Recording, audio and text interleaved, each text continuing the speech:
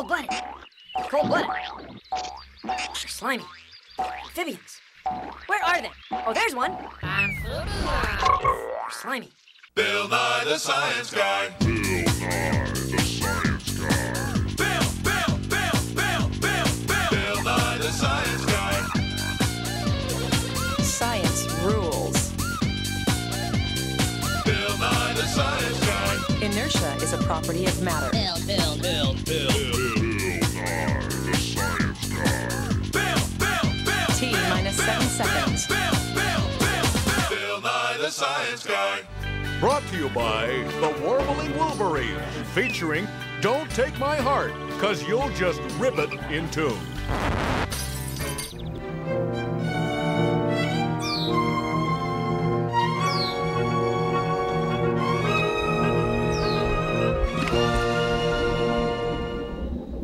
These are tadpoles. Tadpoles? Perhaps you recognize them. Now, tadpoles start out living like fish, but after a few weeks, they change into something else.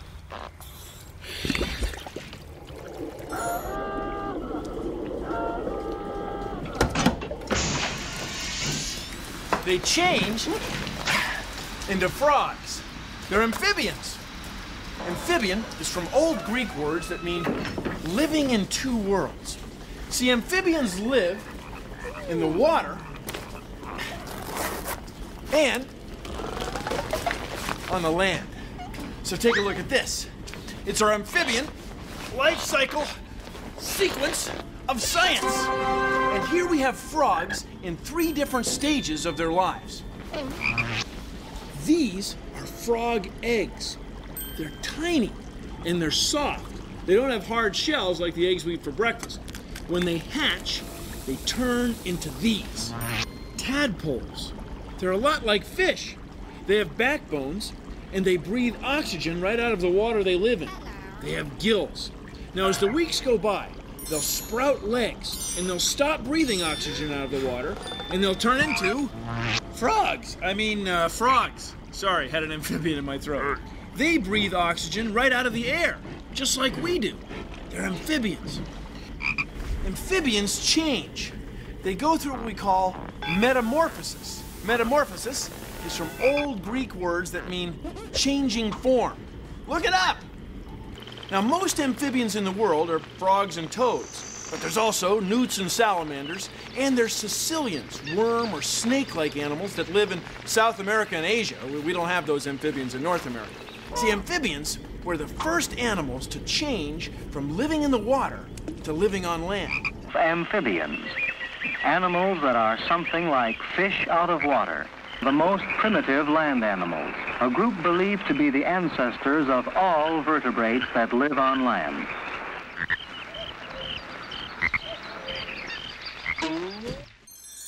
Once upon a time in a land both near and far away, a beautiful princess kissed a frog.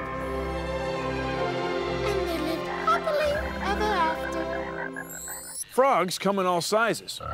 You've got your small, Hello. your spring peeper. You got your medium, this is your American bullfrog. Hello. And you got your large. This is your African pixie-cephalus. That means pinhead, because they have a small head compared to their body. I mean, they're big, but they have a small head, right? Who you calling a pinhead? Science rules. Science rules.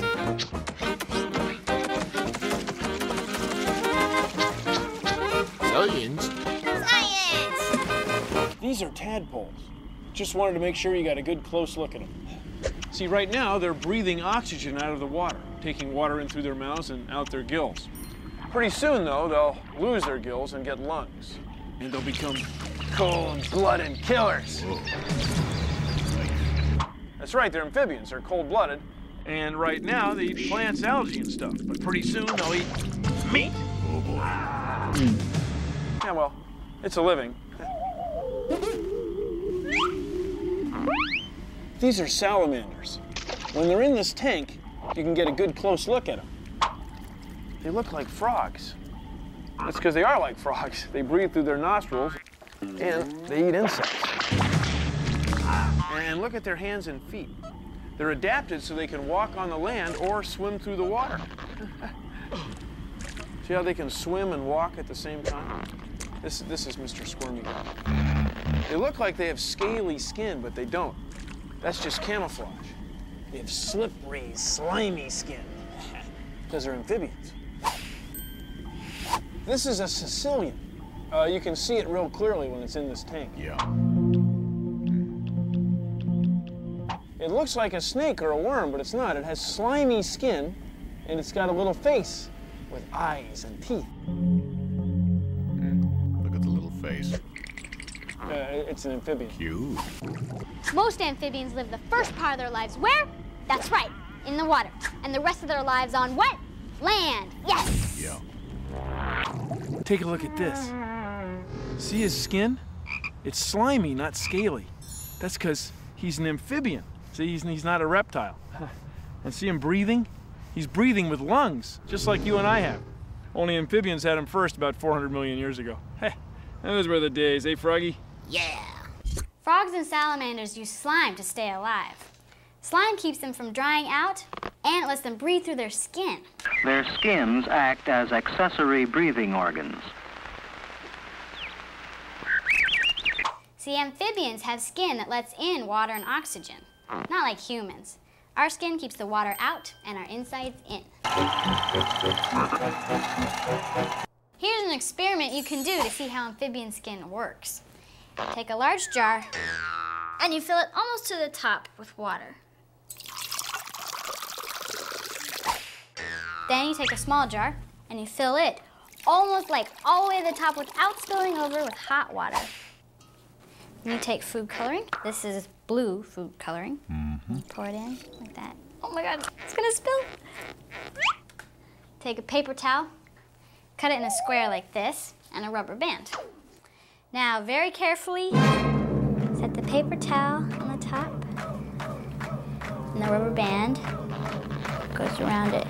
Don't spill. It's way over the top. Oh, oops. Here's one I prepared earlier. Put the small jar into the big jar. Now you gotta wait. See, the paper towel's like amphibian skin. It looks solid, but really it has tiny little holes. See, now there's food coloring in both the jars. Slimy amphibian skin works the same way. It lets water and oxygen in and out to keep a frog happy and healthy. About half of the oxygen they require is absorbed into the bloodstream through the thin walls of their skin. If their skin were to dry out, the frogs would suffocate. Before we go much farther, there's just one thing I'd like to clear up. Amphibians are not fish. Amphibians are not reptiles, okay? Because they do not have scaly skin. Amphibians have smooth skin, okay? They live half of their lives in the water, half of their lives on land. Not all of them. I mean, mud puppies live their whole lives in the water. Some salamanders their whole lives on land. They have to keep their skin moist because their skin's smooth. It does not have scales like a fish or a reptile because they're amphibians. So if someone makes the water they live in unclean, well then you, as an amphibian, are not gonna have a good time. And I'll tell you what else. Amphibians are very important to ecosystems. You can't just run around thinking that amphibians are gonna take care of them. If I were an amphibian, this wouldn't be a problem. I'd relish this. Amphibians are important. And now it's time for Amphibian or Not. A turtle. No way. A salamander. Duh. A creature from the Black Lagoon. This has been Amphibian or Not.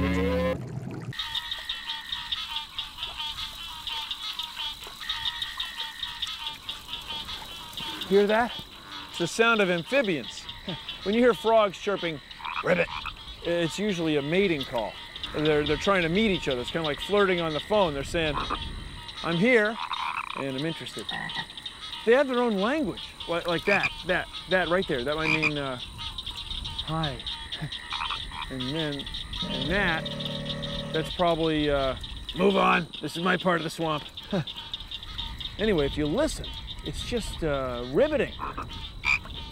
Calm down, you guys. I meant riveting. I meant riveting.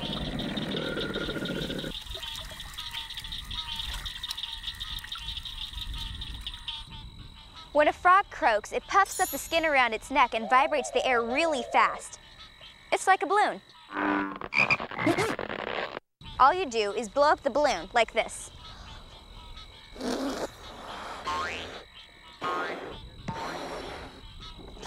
Take the mouth of the balloon and stretch it out.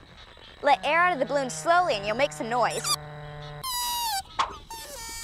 A frog does the same thing when it blows air out of its mouth and over its vocal cords to make some funky sounds.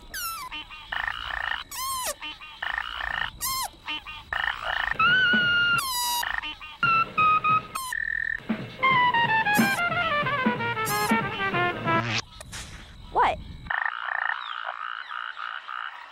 Nice, Toad. Ugh, no way. And get warts? People get warts from viruses, not from toads. The bumps on its back are glands that produce poison to keep people away from them. Oh, really? Yeah. Okay. Reset. Nice, Toad. Yeah.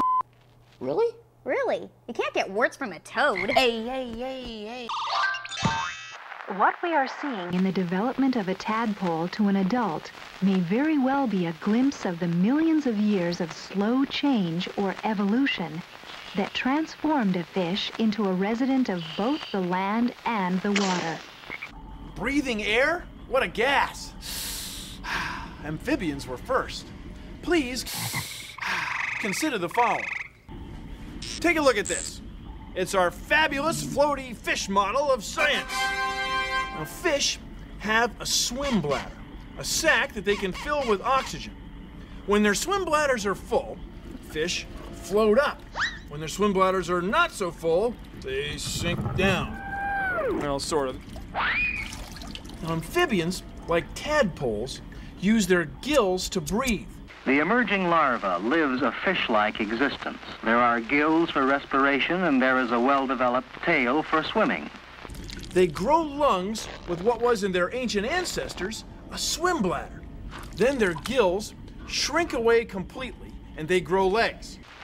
As normal maturation proceeds, gills disappear, and limbs bud out and become functional. These are the legs. There, legs.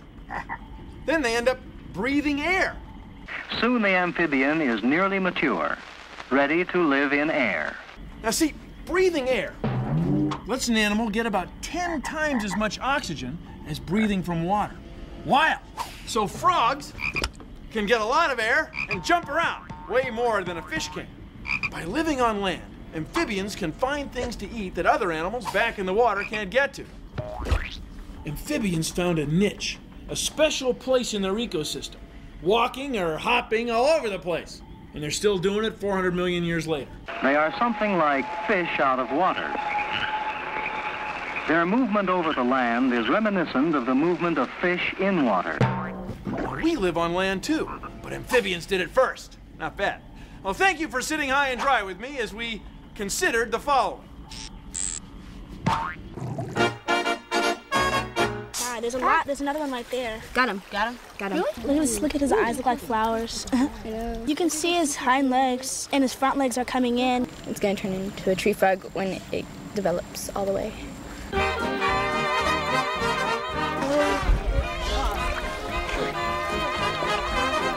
I got a toad here. They have to stay wet or they'll dry out. Oh. The frog has like a clear eyelid on his eye called the nictitating membrane, and when the frog is in the water, then it helps keep out moisture, but when it's outside the water, it helps keep the eye moist. I got him. Okay, I got him. It's kind of sticky. Sounds, yeah, kind of squishy. And it's gone. Well, we're gonna let him go now and let him grow, I guess.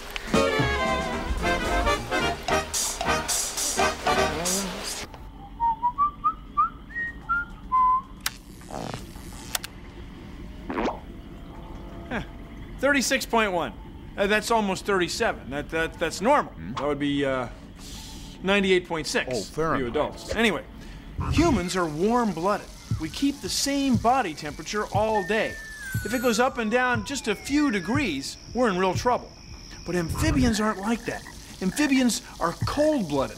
They let their body temperature go up and down with their surroundings. In fact, amphibians use their surroundings to control their body temperature. Like, let's say an amphibian feels too cool. Well, then it'll bask in the sun till it warms up. If it feels too hot, it'll crawl into a hole or dive into water to cool off. Hey, kids, what time is it?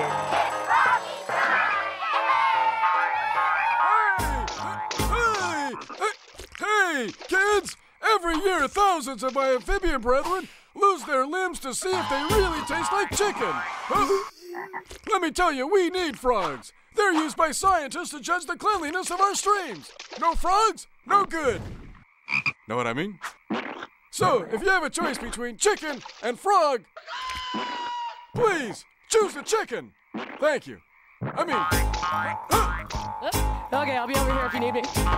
Bye! See this frog? It's the same color as this leaf. Not only is it the same color, it's the same shape. Camouflage helps an amphibian survive because it keeps it from getting eaten and it allows it to hide out so it can hunt. It's a leaf frog.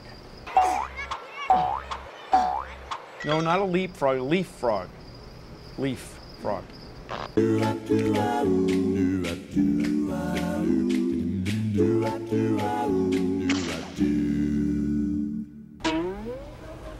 See this?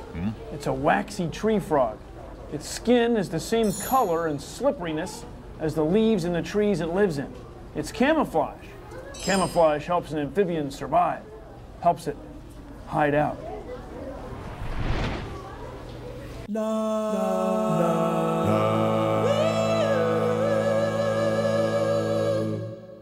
So amphibians are what? Cold-blooded, that's right. And they what? Don't keep the same body temperature all day. Frog back legs are much stronger than their front legs. So they get around by leapfrogging. Don't you? Huh? I'm gonna follow him.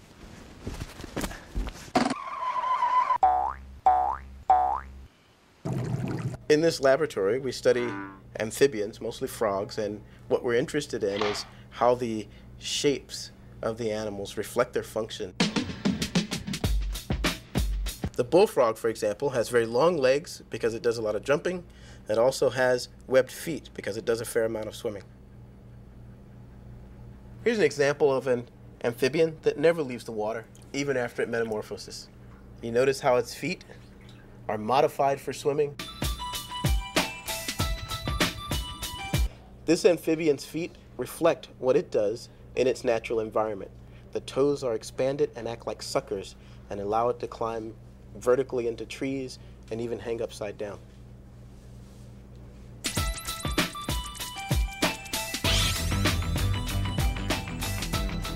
Another unusual amphibian which never leaves the water even after metamorphosis. And in fact, what he's demonstrating is one line of defense for frogs. They're mucus slime, which makes them difficult to hold. Frogs don't live in the lab, they live in the field, which is where we do most of our work.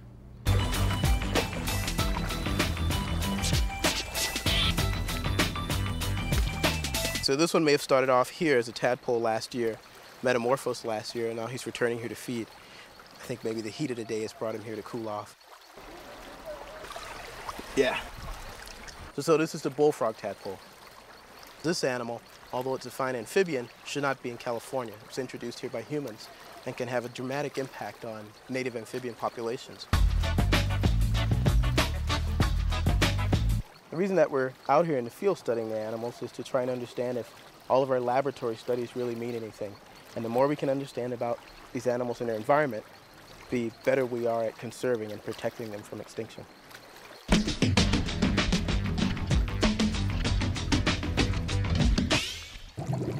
You have to be in a place like this to see an animal like this, a Sicilian. They're like frogs and salamanders, but they don't have any legs. It's got to look like this, so you're not going to find any of these. Caecilians eat insects, worms, and even small snakes. They look like worms or snakes, but they're amphibians. Like all amphibians, Caecilians have teeth, a backbone, and an excellent sense of smell. They got slimy skin and they're cold-blooded. When Caecilians get scared, they coat themselves with slime and slide into the dirt. It's got to be South America or Asia if you want to see a Caecilian. Many Caecilians give live birth. They go through metamorphosis inside their mother. See? So amphibians go through a process called what, Bill? Metamorphosis. Like egg to tadpole to frog. See, what I'm saying is... Most amphibians change. Right! Not that bad. Not that bad. Nice tie. Thanks.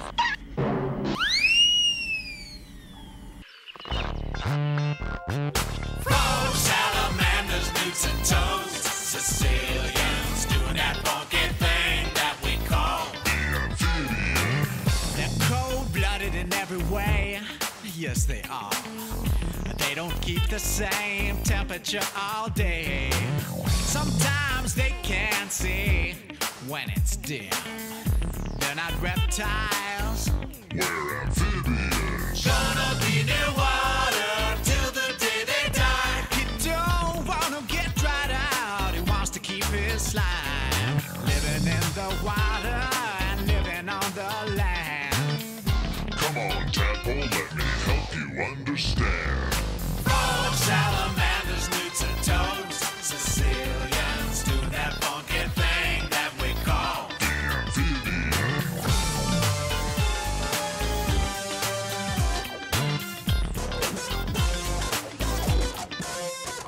Yeah. Well, that's our show. Thanks for watching. If you'll excuse me, I've got some cutaneous respiration to detect. See ya. I'll keep an ear out for you. Produced in association with the National Science Foundation. See, they can't see me because I'm camouflaged. Yes, we can, Bill.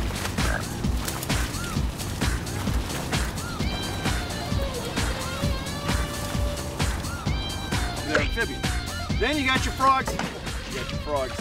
And salamanders. See, 80% of all amphibians are frogs and salamanders. No, frogs and toads. I was kidding. Frogs and toads. 80% of all amphibians. But see, all of these different animals, it's quite a variety of amphibians. They've all found a niche in their ecosystem. They found a special way to survive that's like no other animals. And they've been at it for 400 million years.